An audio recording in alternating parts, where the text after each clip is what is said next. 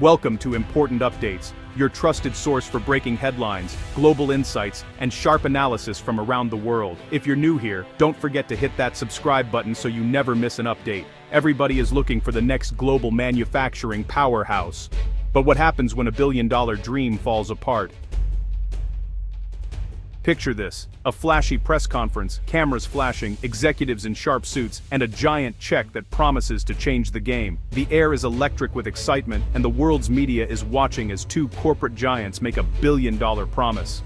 Foxconn, the world's largest electronics manufacturer and the company behind your iPhone, teams up with Vedanta, a major Indian conglomerate, to announce a jaw-dropping $19.5 billion chip factory in India. It's not just a business deal, it's a statement. The government is ecstatic. This is India's shot at becoming a global tech powerhouse, a chance to finally compete with the world's best and break into the elite club of chip makers.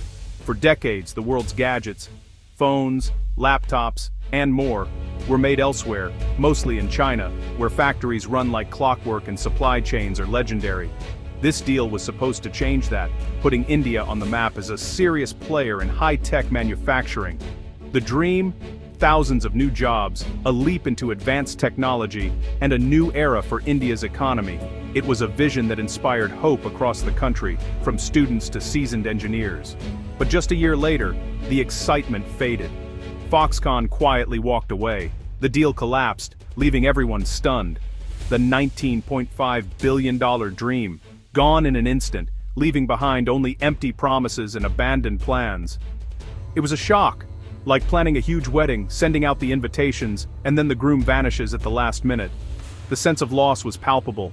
The government tried to play it cool, putting on brave faces at press conferences, but everyone knew this was a big public breakup that couldn't be hidden. The story quickly became a symbol of India's promise and its persistent problems. Headlines screamed about missed opportunities and what could have been.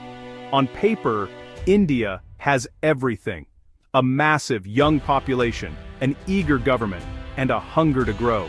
The potential is undeniable, but the reality? Hurdles everywhere, confusing rules, red tape, and cultural clashes that trip up even the biggest, most experienced companies. Miscommunication, bureaucracy, and different ways of doing business can turn dreams into nightmares. Foxconn's failed deal wasn't just a business blunder, it was a warning shot for every company eyeing India as the next China. The risks are real and the stakes are high. The road ahead is a lot bumpier than anyone thought, filled with unexpected twists and turns that can derail even the best-laid plans. It's a lesson for the world. Potential is huge, but execution is everything.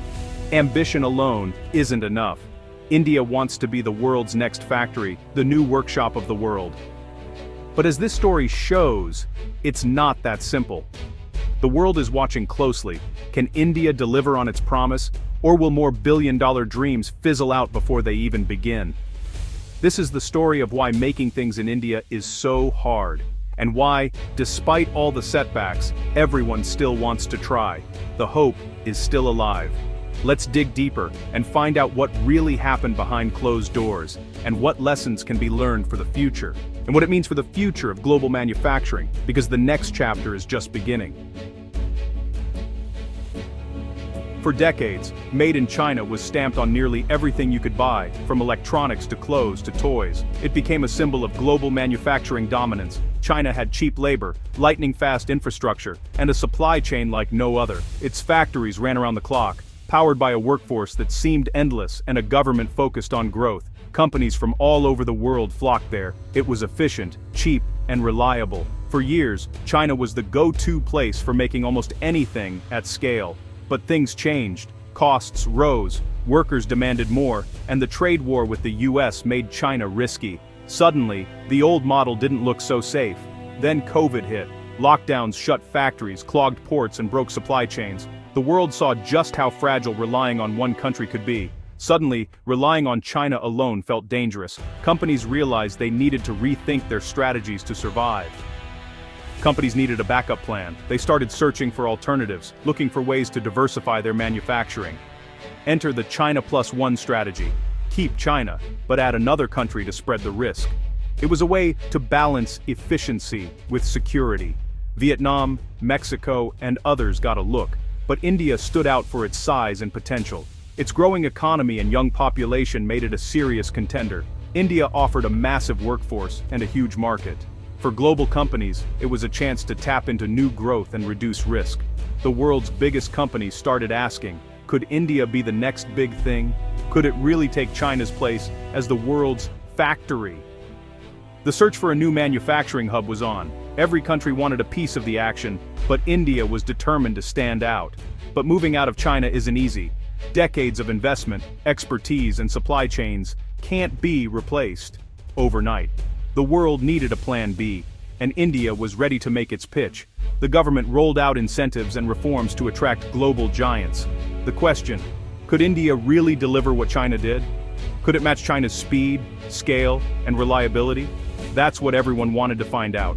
The world watched closely as India tried to rise to the challenge. The stakes?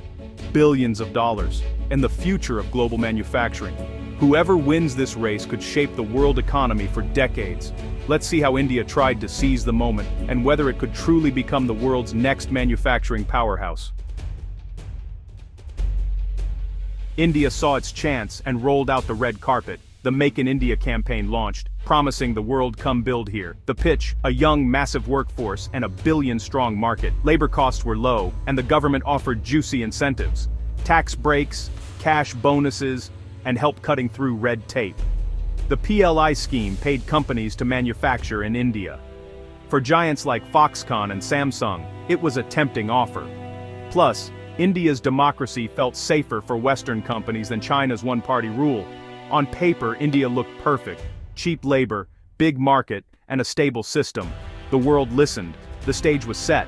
But would the reality match the promise? That's where things got complicated. The next chapter, Foxconn's real experience on the ground. Let's see what happened when the rubber met the road. Foxconn jumped in with big ambitions, rapidly expanding its iPhone plant near Chennai, hoping to make India its next manufacturing powerhouse. This was supposed to be a showcase for Make in India, a bold statement that India could rival China as a global manufacturing hub. But reality hit hard, and the challenges soon piled up. Infrastructure was a mess.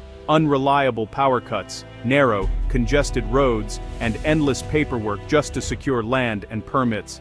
Every step forward seemed to come with new obstacles.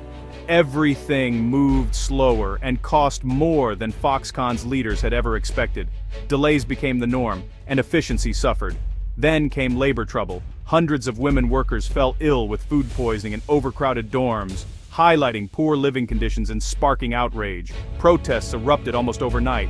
Highways were blocked, angry crowds gathered, and the factory was forced to shut down for weeks, costing millions. In China, protests like these are rare and quickly silenced by authorities, keeping disruptions minimal.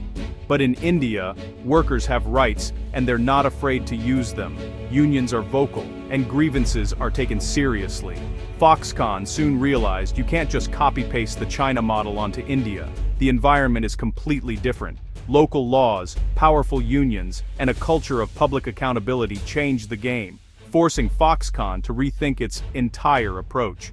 The dream of easy, cheap labor collided with harsh realities: higher costs, slower processes, and unexpected resistance. The failed Vedanta deal was just the most visible sign of deeper, systemic problems that couldn't be ignored. For Foxconn, India was a whole new world, one filled with promise, but also with pitfalls they simply weren't ready for. The lesson was clear: success in India takes more than money or ambition. It demands patience, cultural understanding, and real adaptation, and that's a lot harder than it sounds, especially for a giant used to doing things its own way. Work culture was another shock. In China, Foxconn thrived on speed. Factories ran 24/7, workers endured long hours, and protests were rare. In India, the pace is different. More holidays, stronger labor laws, and a real sense of work-life balance, even for low-wage workers. You can't just demand everyone show up on a Sunday. Foxconn's model clashed with India's reality. Managers found they needed more people to get the same work done. It wasn't about laziness, it was a fundamental mismatch. Running a factory in India meant learning a whole new playbook. China's secret? ruthless efficiency, top-down control, and a government that clears every obstacle. Need a factory? The state builds roads, power plants, and even moves villages. Local officials are rewarded for attracting investment. The supply chain is dense. Every part you need is nearby. Labor is tightly controlled. Strikes are rare and quickly ended. This creates predictability and speed that businesses love. China's model is hard to match. Deep supply chains, state power, and total focus on getting things done. That's why it became the world's factory. But this comes at a cost. Worker rights and environmental concerns are often ignored. For companies, though, it's a dream setup, if you can live with the trade-offs. India is the opposite, a noisy, complex democracy.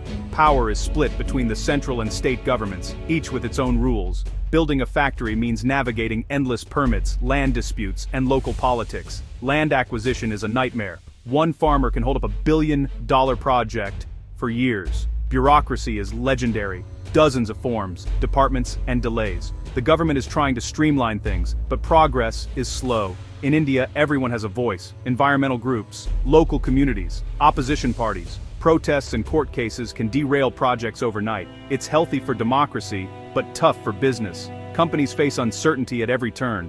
The puzzle: how to operate in a place where nothing is predictable. For Foxconn and others, it's a steep learning curve. Success means patience, flexibility, and a lot of local know-how. And even then, there are no guarantees. So, can India become the next China? Not exactly. India can't and shouldn't copy China's authoritarian model. It's a democracy, with its own rules and challenges. The Foxconn Vedanta flop showed India isn't plug-and-play for global manufacturing. Infrastructure, supply chains, and bureaucracy still lag far behind. Companies can't expect China's speed or control. They have to adapt. India's future is as a +1, not a full replacement. It's a huge market and a key alternative, but the transition will be slow and messy. The dream of factories moving overnight from Shanghai to Mumbai. Pure fantasy. India's rise will take decades, not years, but the potential is real and too big to ignore. The world will be watching every step. India's manufacturing journey is a marathon, not a sprint. The Foxconn story isn't a failure, it's a lesson. The government is learning. Red carpets aren't enough. Real change means fixing infrastructure, labor laws, and bureaucracy. These are deep reforms that take time and political will. For companies, the key is patience and adaptation. The China +1 strategy is here to stay, and India will play a big part. Success will go to those who invest for the long haul and tailor their approach to India's unique reality.